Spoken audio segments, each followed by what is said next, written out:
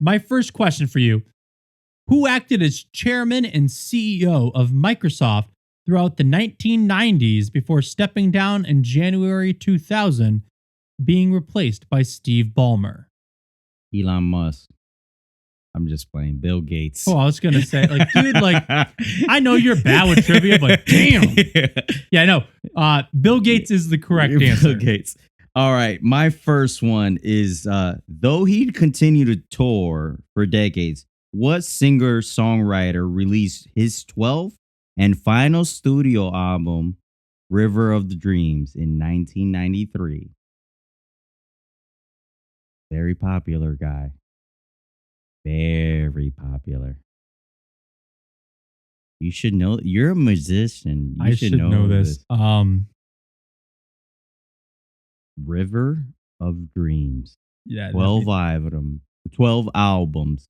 That means nothing to me. But I'm trying to think who would have put out 12 He's albums. big. He's big. The only person I can think of is Michael Jackson. No. Billy Joel.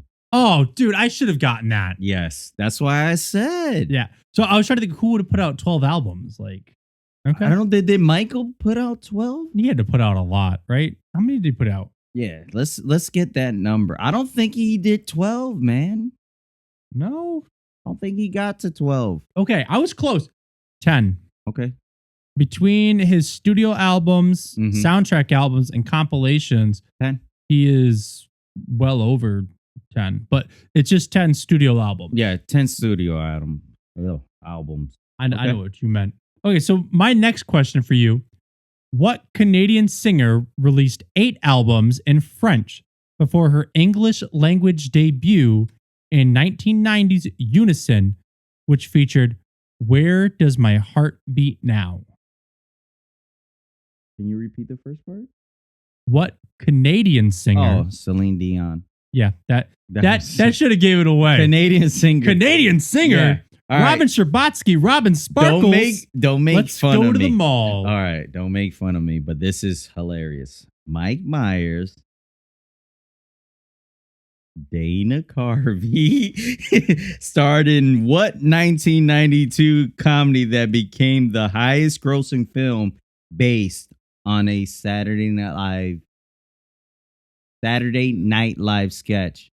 I mean, so it's Wayne's World. Yeah, backstory. Come on. But you're quizzing me on this? Yeah. Well, it's just there. It's just there. So long story short, I gave Cruz three clues on to guess a movie. Horrible. And it was Basement, Party Time, and Garth. Horrible. And he just completely whiffed it. Over. So that was his little test to make sure that I know the movie. Yes, I know the movie. Yeah. Okay. From 1989 to 1998, NBC aired 180 episodes of what sitcom that is often referred to as show about nothing?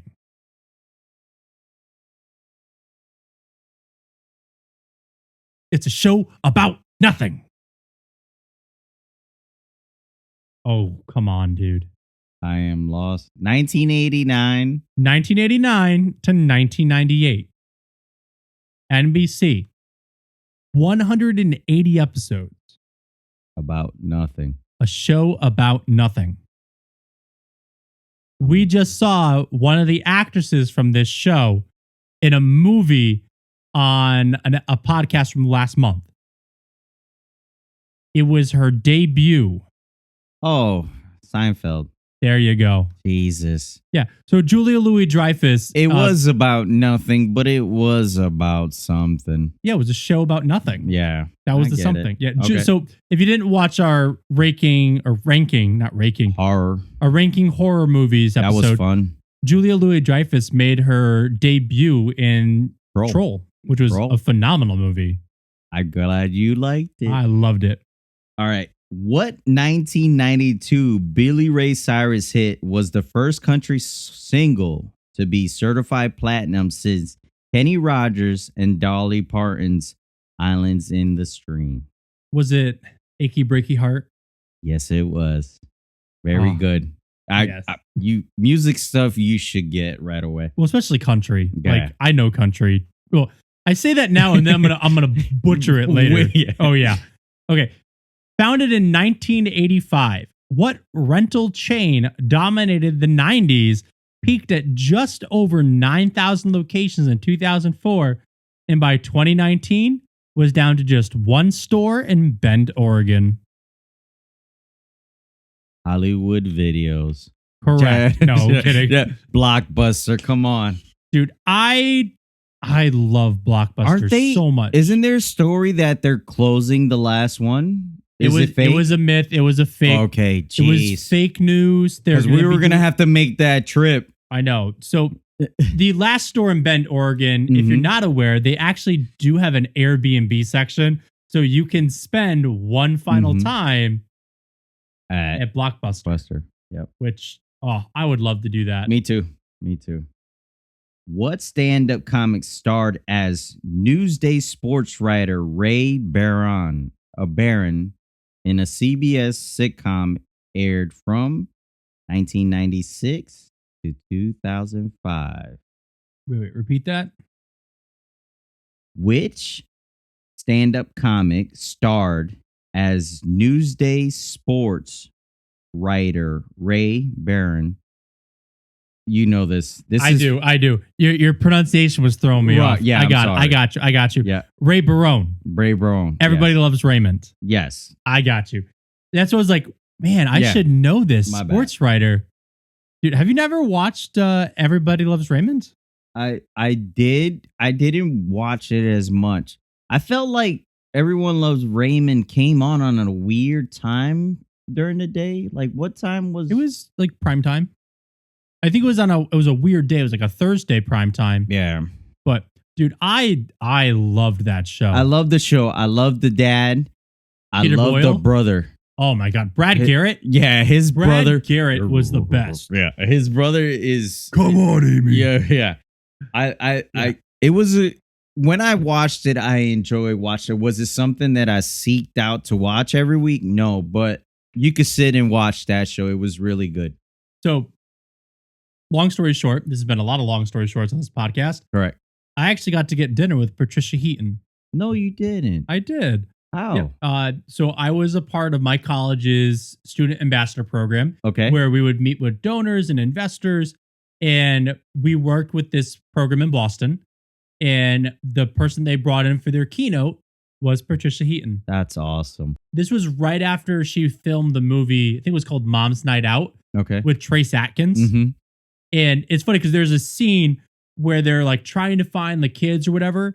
And Trace Atkins is trying to lead all the moms like in this prayer. Mm-hmm.